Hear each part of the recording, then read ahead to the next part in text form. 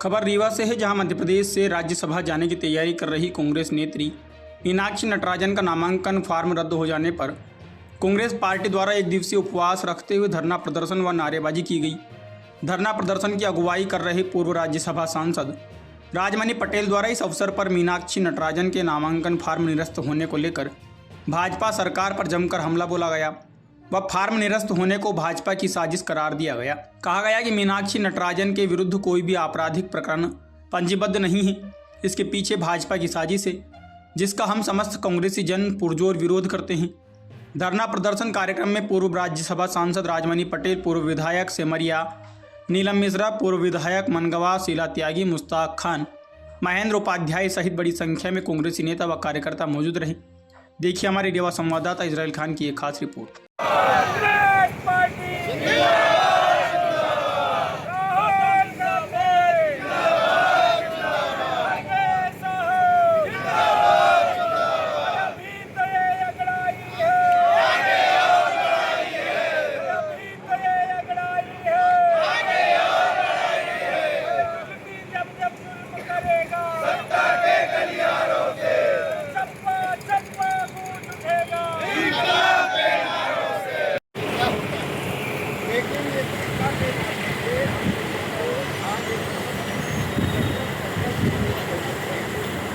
ये लड़ाई जो हम केवल धरना के माध्यम से हम ये संकल्प लेने की ये लड़ाई हम जहाँ रहेंगे, जहाँ उठेंगे, बैठेंगे, समाज के बीच में वहाँ हम इस धारा की लड़ाई लड़ते रहेंगे। सर, कांग्रेस पार्टी आज उपवास कर रही है, क्या मुद्दे हैं सर?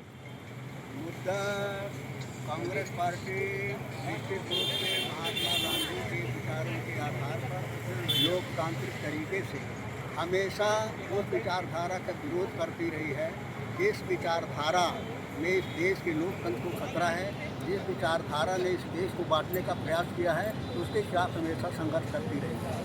आज दुनिया को मालूम हो रहा है कि किस तरह से कांग्रेस के राज्यसभा के उम्मीदवार सुश्री मीनाक्षी नटराजन का पर्चा जिस तरह से अवैध घोषित किया गया है, उसके पीछे केवल तानाशाही प्रवृत्ति और भारतीय जनता पार्टी जो चाहती है कि लोकतंत्र किस तरह से समाप्त हो, उसी के परिप्रेक्ष्य में पर्चा रिजेक्ट किया गया है। हिंदुस्तान का और दुनिया का कोई कानून ऐसा नहीं है जिस कानून के आधार पर जो कृत्य हुआ है, कुछ छिपाया गया है, छिपाने लायक कुछ है ही नहीं है, छिपाया कुछ गया ही नहीं है, कोई मुद्दा ही नहीं है।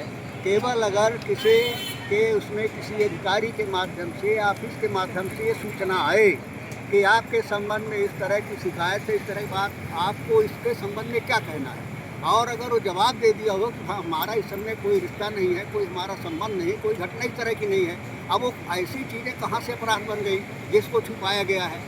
ये एक ही कानून जो मोदी जी का कानून देश में चालू है, मोदी जी चला रहे हैं, उसी कानून के आधार पर अपराध हो सकता है, बाकी दुनिया के किसी कानून में अपराध नहीं है।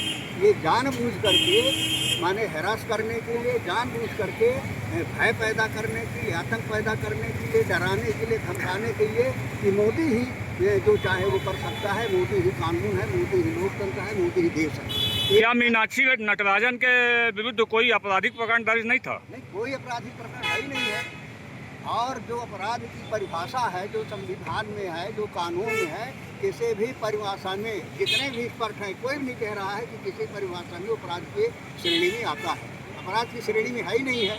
जबरदस्ती जानबूझ करके पर्चा खारिज कराने का प्रयास किया गया है, जिसकी भर्त्सना करते हैं, निंदा करते हैं, और इसके खिलाफ आज पूरे प्रदेश में आंदोलन हो रहा है। प्रदेश में धरना के माध्यम से अपनी बात कह रहे हैं, और इस विचारधारा के खिलाफ कांग्रेस पार्टी में लड़ाई लड़ी। इस मुद्दे को लेकर कांग्रेस पार्टी कितनी दूर तक जाने का कांग्रेस पार्टी प्रोग्राम बनाई?